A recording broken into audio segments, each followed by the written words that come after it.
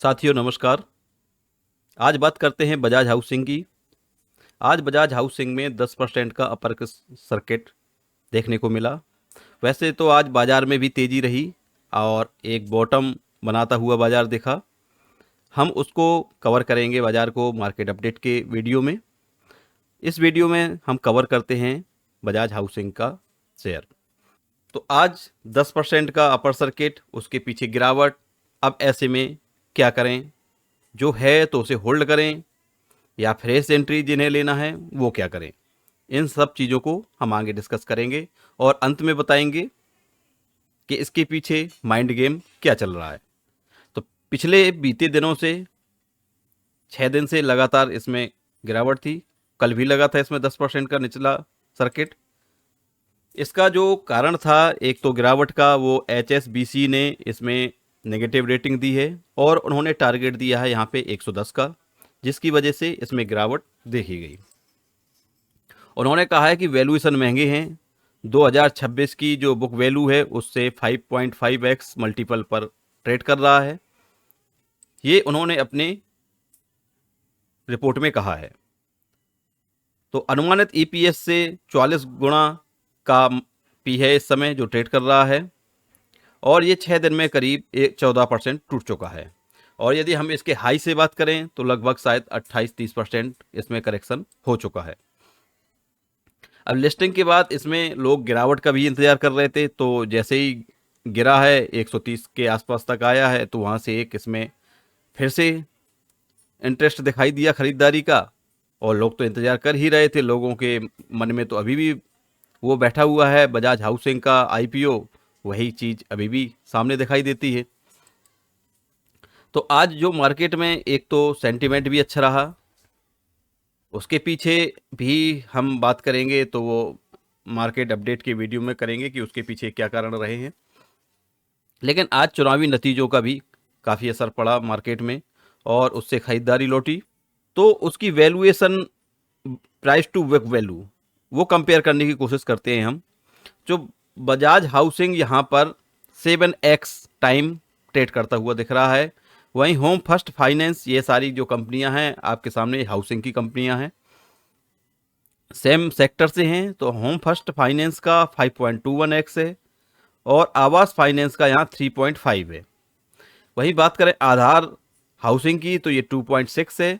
Can fan home ये 2.46 है। यहाँ पे हम यदि सही वैल्यू की बात करें तो वो दिखाई दे रही है LIC हाउसिंग में। सही वैल्यू LIC हाउसिंग में है, जो वास्तव में इस समय खरीदारी करने लायक है और लॉन्ग टर्म के लिए भी अच्छा शेयर है। PNB ये भी अच्छी वैल्यूएशन में है। लेकिन यदि इनके मल्टीपल में बात करें तो आप यहाँ पे देख रहे हैं कि 6 गुना महंगा है बजाज हाउसिंग का शेयर। लेकिन बजाज हाउसिंग, चलिए 7 गुना हम मान लेते हैं कि महंगा है, लेकिन यदि महंगा के साथ वो चीज़ हमें मिले, क्वालिटी वो मिले और वो उसमें एडवांटेज मिले तो कोई दिक्कत नहीं है। हम 7 गुना भी महंगा खरीदने को तैयार हैं। और मार्केट भी महंगे की वैल्यूएशन, जो वैल्यूएशन होती है उसकी चिंता कभी नहीं करता। लेकिन जो वैल्यूएशन कंपनी को मिल रही है उस वैल्यूएशन को वो सेटिस्फाई करे, तब वो जाके उसका प्राइस बढ़ता है। इसके पीछे माइंड गेम क्या है, उसके लिए हमें चलना पड़ेगा। चार्ट में भी हम टेक्निकल भी चलेंगे, लेकिन उसके पीछे हम पहले आपको कुछ चीज़ समझाते हैं। ये देखिए बजाज हाउसिंग का आपके सामने है, डेटा अवेलेबल है। मार्केट कैप इनकी 1,24,550 करोड़ की है। स्टॉक की पी 71 की है। जबकि आप इस इंडस्ट्री में और भी जो कंपनियां हैं, जैसे आप बजाज हाउसिंग का ही सॉरी बजाज फाइनेंस का भी ले लें तो उसका शायद 40 के आसपास पी चल रही है, लेकिन वहीं इसकी 70 से ऊपर की पी है। तो पी के मामले में तो ये बहुत ओवर है। लेकिन ROC की बात करें तो 9.4 है। चलो ये भी ठीक है, लेकिन यहाँ भी थोड़ा सा और अच्छा होता तो और अच्छी वैल्यू इसको मानते कि भाई जो वैल्यू है उसके हिसाब से इसके डेटा भी हैं। ROE की बात करें तो 15% के आसपास ही है, कोई ज़्यादा नहीं है। इंडस्ट्री पे यहाँ 20 की चल रही है, तो 20 इसके मुकाबले तो काफ़ी महंगा है। अब यहाँ पे जो सारा माइंड गेम है उसकी हम बाद में चर्चा करेंगे। आपको ले चलते हैं टेक्निकल पे कि टेक्निकल पे क्या लेवल दिखाई दे रहे हैं। चार्ट कोई ज़्यादा बड़ा नहीं है, ज़्यादा दिन ऐसे लिस्ट हुए नहीं हुए हैं, तो यहाँ पे हमें वो चीज़ तो नहीं मिल पाएगी कि चार्ट में कहाँ पे सपोर्ट है, कहाँ पे क्या है। लेकिन फिर भी हम समझने की कोशिश करते हैं इतने छोटे चार्ट में क्या कहानी निकल के आ रही है। ये देखिए, लिस्टिंग होती है 150 पे, वहाँ से हाई बनाता है 188 का, वहाँ से गिरावट होती है और गिरावट फिर से होती है, और जो लेवल छूता है पहली बार में गिरावट का वो 146 का लेवल होता है। उसके बाद एक उछाल आती है, जिस उछाल में लोग फंस भी गए थे, और हमने भी ग्रुप में जिक्र किया था कि इस उछाल पे आप भरोसा ना करें, अब ये शेयर बेकार हो चुका है। तो वो यही था, ये पॉइंट, यहाँ से इसने उछाल ली, उछाल के बाद फिर इसने गिरावट दी, तो ये गिरावट इसमें काफ़ी नीचे तक गई। हम यहाँ पे चलिए मान लेते हैं कि कल जो सेंटीमेंट था वो मार्केट का ख़राब था, लेकिन आज जो इसमें एक्शन दिखाई दिया तो इसको अभी हम फोमो बाइंग ही कहेंगे। अभी ऐसी इसमें कोई चीज़ नहीं दिखाई दी।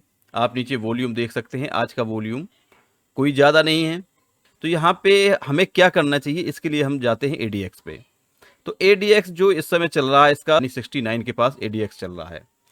तो अभी ADX भी अनुमति नहीं दे रहा है कि इसमें जो खिंचाव, जो खींचातानी मची हुई है वो अपने चरम पर है। तो जब कोई ADX, किसी भी शेयर का ADX यदि ऊपर हो तो आपको उस समय कभी भी लॉन्ग टर्म के लिए नहीं जाना चाहिए। ये हमारा अनुभव है, बाकी आपका डिसीजन आपका है। सिनेरियो देखें तो इनकी जो कंपाउंडिंग प्रॉफिट ग्रोथ है वो 38% के हिसाब से बढ़ रही है। स्टॉक का प्राइस अभी इसलिए यहाँ दिखाई नहीं दे रहा है कि अभी इसको पूरा 1 साल कंप्लीट नहीं हुआ है, और हो सकता है इस बार जो रिजल्ट आए उसके बाद यहाँ पे फिगर आने शुरू हो जाएं। लेकिन हम एक बात करते हैं TTM की, कि यदि मौजूदा वक्त में 38% का ये ग्रोथ निकाल रहे हैं तो स्टॉक का प्राइस जो होना चाहिए उसके लगभग दुगना जो है वो इतना सफिशिएंट होता है। तो 38 का दुगना हम मान के चलें तो वो होता है 76%। अब 76% को हम कैसे निकालेंगे, वो निकालेंगे, इसके बजाज हाउसिंग का जो शेयर आया था वो शायद 70 रुपये उसकी कॉस्ट हुआ करती थी IPO में। तो 70 का आप ये 38 दूना 76, 80% निकालिए, तो 70 में आप 56 रुपये और प्लस कर दीजिए। तो 70 में यदि 56 रुपये आप प्लस करते हैं तो इसकी कॉस्ट आनी चाहिए 126 रुपये। तो हमने भी ये अपने ग्रुप में बताया हुआ ऑलरेडी कि 120 के आसपास इसका प्राइस बहुत अच्छा है, और वहाँ हमें उम्मीद थी कि हम यदि इस प्राइस पे आता है तो हम लोग भी इसको कवर करेंगे और लॉन्ग टर्म के लिए भी एक अच्छा शेयर हो सकता है। अब चलते हैं हम इसके पीछे कहानी की, अभी इसका प्राइस किस रेंज में वेरी करेगा और क्या कहानी अभी बनती हुई दिखाई दे रही है। तो उसके लिए आपको लेके आए हैं शेयर होल्डिंग में। तो शेयर होल्डिंग में देखिए, आपकी प्रमोटर की शेयर होल्डिंग यहाँ 88.75 है, यानी 89% में इसे रफली मान लेते हैं। अब ये बताइए, जो DI या FI होते हैं उन्हें वास्तविक खेल का मज़ा जब आता है जब उनके हाथ में कमांड हो, यानी 89% तो प्रमोटर के पास है तो उसकी कमांड तो FI और DI को मिलेगी नहीं। अब उसकी शेयर मार्केट में ऊपर नीचे करने के लिए या प्राइस वेरी करने के लिए इनको चाहिए कमांड, उसके लिए चाहिए स्टेक। तो स्टेक है इस समय पब्लिक के पास, DI और FI का काम है कि वहाँ से स्टेक को कैसे छीना जाए। उसके केवल 2 कारण हो सकते हैं कि या तो आप प्राइस को बहुत ऊपर ले जाइए तो वहाँ पे लालचवश कि चलिए बहुत फ़ायदा हो गया, पब्लिक निकल जाती है, या फिर पब्लिक को डराया जाए, पब्लिक तब निकलेगी। और डराने का मतलब है कि प्राइस को नीचे ले जाना। अब प्राइस को नीचे ले जाना यानी उस हद तक ले जाना जहां तक कि पब्लिक डर के मारे निकलना शुरू कर दे।